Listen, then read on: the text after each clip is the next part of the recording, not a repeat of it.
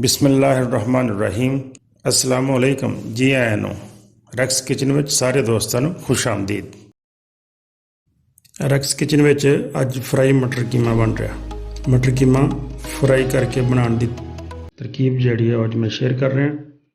Fry ਕਰਕੇ ਮਟਰ ਕੀਮਾ ਬਣਾਉਣ ਦੇ ਮੁxtਲਿਫ ਤਰੀਕੇ ਮੈਂ ਤੁਹਾਡੇ ਨਾਲ ਜਿਹੜੀ ਰੈਸਪੀ ਸ਼ੇਅਰ ਕਰ ਰਿਹਾ ਬਹੁਤ ਅੱਛੀ ਅਤੇ ਰੈਸਟੋਰੈਂਟ ਸਟਾਈਲ ਦੀ ਹੈ, ਬਹੁਤ ਟੇਸਟੀ ਬਣਦੀ ਹੈ। ਤੁਸੀਂ ਵੀ ਇਸ ਤਰ੍ਹਾਂ ਬਣਾਉਣ ਦੀ ਪੂਰੀ ਕੋਸ਼ਿਸ਼ ਕਰੋ ਅਤੇ ਇਨਸ਼ਾਅੱਲਾ ਤੁਹਾਨੂੰ ਬਹੁਤ ਪਸੰਦ ਆਏਗੀ। ਰੈਸਪੀ ਅੱਛੀ ਲੱਗੇ ਤਾਂ ਦੋਸਤਾਂ ਨਾਲ ਜ਼ਰੂਰ ਸ਼ੇਅਰ ਕਰਿਓ ਅਤੇ ਨਾਲੇ ਚੈਨਲ ਨੂੰ ਸਬਸਕ੍ਰਾਈਬ ਵੀ ਕਰ ਦੇਣਾ। ਮੈਂ ਬੜੇ ਗੋਸ਼ਤ ਦਾ ਕੀਮਾ ਲੈ ਰਿਹਾ, ਤਕਰੀਬਨ 700 ਗ੍ਰਾਮ ਕੀਮਾ ਹੈ। ਇਹਨੂੰ ਪ੍ਰੈਸ਼ਰ ਕੁੱਕਰ 'ਚ ਪਾ ਲਵੋ ਅਤੇ ਇਹਦੇ ਵਿੱਚ 2 ਚਮਚ ਨਮਕ ਦੇ, 1 ਚਮਚ ਹਲਦੀ ਦਾ ਅਤੇ 1 ਚਮਚ ਮਿਰਚ ਦਾ ਪਾ ਲਓ। 2 ਪਿਆਜ਼ ਕੱਟ ਕੇ ਪਾ ਲਓ ਅਤੇ 10-12 ਜਵੇ ਲਸਣ ਦੇ। ਇਹ ਸਾਰੀਆਂ ਚੀਜ਼ਾਂ ਪਾ ਕੇ ਅਤੇ ਅੱਛੀ ਤਰ੍ਹਾਂ ਇਹਨੂੰ ਮਿਕਸ ਕਰ ਲਓ। ਮਿਕਸ ਕਰਕੇ ਅਤੇ ਨਾਲ ਤਕਰੀਬਨ 1 ਗਲਾਸ ਪਾਣੀ ਦਾ ਪਾ ਲਓ।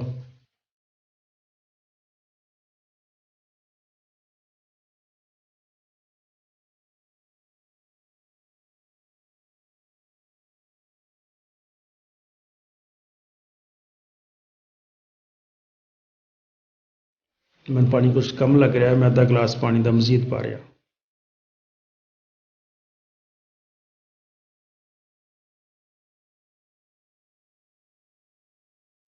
ਅੱਛੀ ਤਰ੍ਹਾਂ ਹਿਲਾ ਕੇ ਢੱਕਣ ਬੰਦ ਕਰੋ ਅਤੇ ਤਕਰੀਬਨ 15 ਮਿੰਟ ਵਾਸਤੇ ਇਹਨੂੰ ਪ੍ਰੈਸ਼ਰ 'ਚ ਰੱਖੋ।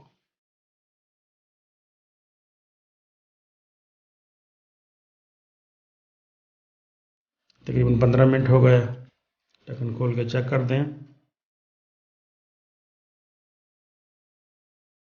ਕੀਮਾ ਸਾਡਾ ਕਾਫੀ ਹੱਦ ਤੱਕ ਗਲ ਗਿਆ। ਇਹਨੂੰ ਅੱਛੀ ਤਰ੍ਹਾਂ ਹਿਲਾਓ। ਇਸ ਤਰ੍ਹਾਂ ਦਬਾ ਕੇ ਅੱਛੀ ਤਰ੍ਹਾਂ ਮਿਕਸ ਕਰ ਲਓ ਤਾਂ ਕਿ ਜਿਹੜੀਆਂ ਛੋਟੀਆਂ ਡਲੀਆਂ ਕੀਮੇ ਦੀਆਂ ਬਣ ਗਈਆਂ ਇਹ ਅੱਛੀ ਤਰ੍ਹਾਂ ਬਾਰੀਕ ਹੋ ਜਾਣ ਅਤੇ ਲਸਣ ਜਿਹੜਾ ਹੈ ਬਿਲਕੁਲ ਗਲ ਗਿਆ ਵਾ, ਇਹ ਵੀ ਨਾਲ ਹੀ ਮਿਕਸ ਹੋ ਜਾਏਗਾ। 5-7 ਮਿੰਟ ਇਹਨੂੰ ਇਸੇ ਤਰ੍ਹਾਂ ਹੀ ਭੁੰਨ ਲਓ।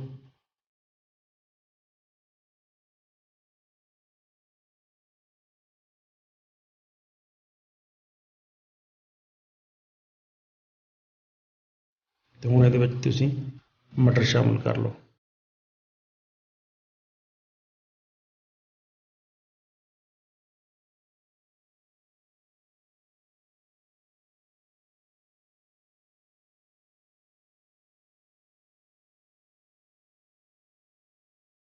ਮਟਰ ਸ਼ਾਮਿਲ ਕਰਕੇ 10 ਮਿੰਟ ਇਹਨੂੰ ਢੱਕਣ ਦੇ ਕੇ ਤੁਸੀਂ ਪਕਾਉਣਾ ਹੈ ਤਾਂ ਕਿ ਮਟਰ ਅੱਛੀ ਤਰ੍ਹਾਂ ਗਲ ਜਾਣ।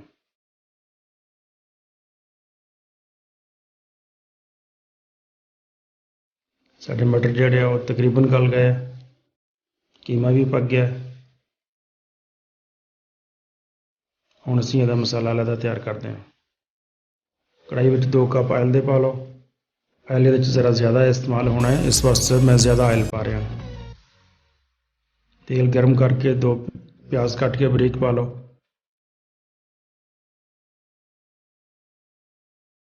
ਪਿਆਜ਼ ਥੋੜ੍ਹਾ ਜਿਹਾ ਬਰਾਊਨ ਹੋ ਜਾਏ ਅਤੇ ਇਹਦੇ ਵਿੱਚ 3 ਚਮਚ ਅਦਰਕ ਲਸਣ ਦਾ ਪੇਸਟ ਪਾਓ।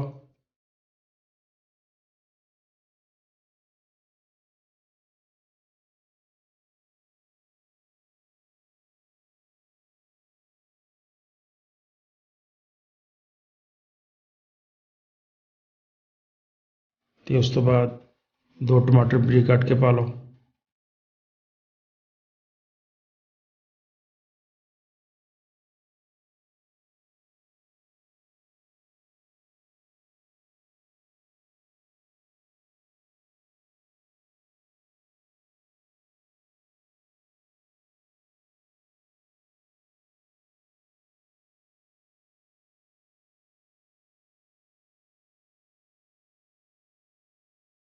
एक चम्मच हल्दी का, 1 चम्मच मिर्च का।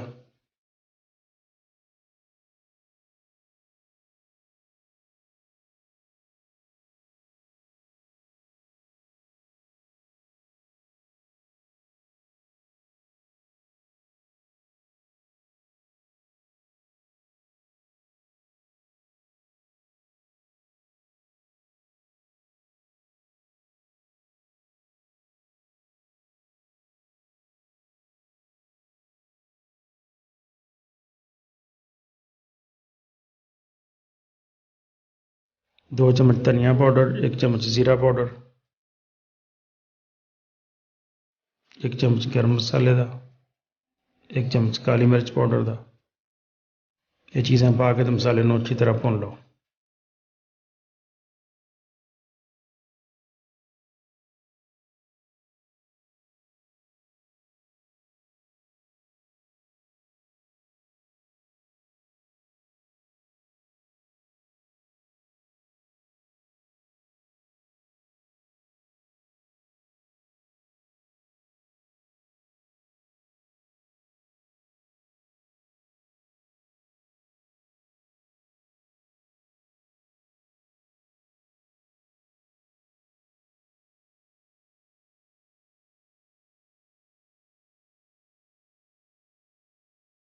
तीन चार हरियां मिर्चां कट के पा लो।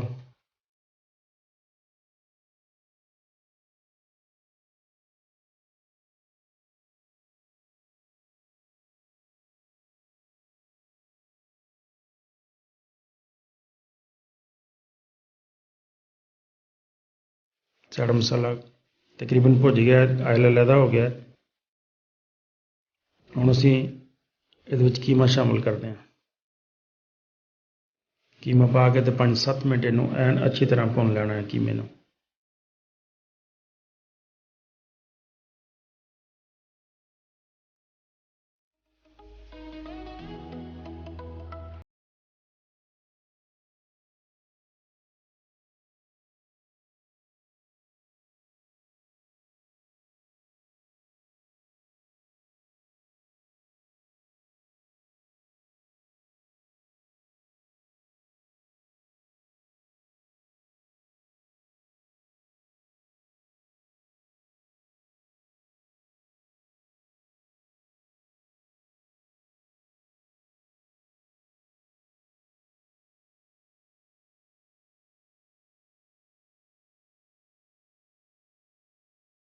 कीमा साड़ा तैयार हो गया।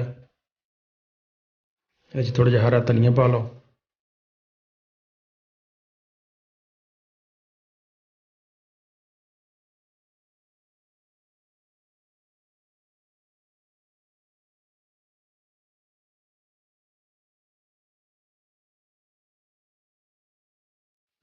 अदरक गार्निश करो तो मटर कीमा फ्राई हो गया। बहुत अच्छी, बहुत टेस्टी डिश बनती है। ज़रूर ट्राई करियो, इंशाल्लाह तुहानू पसंद आएगी। बहुत शुक्रिया। अस्सलाम वालेकुम।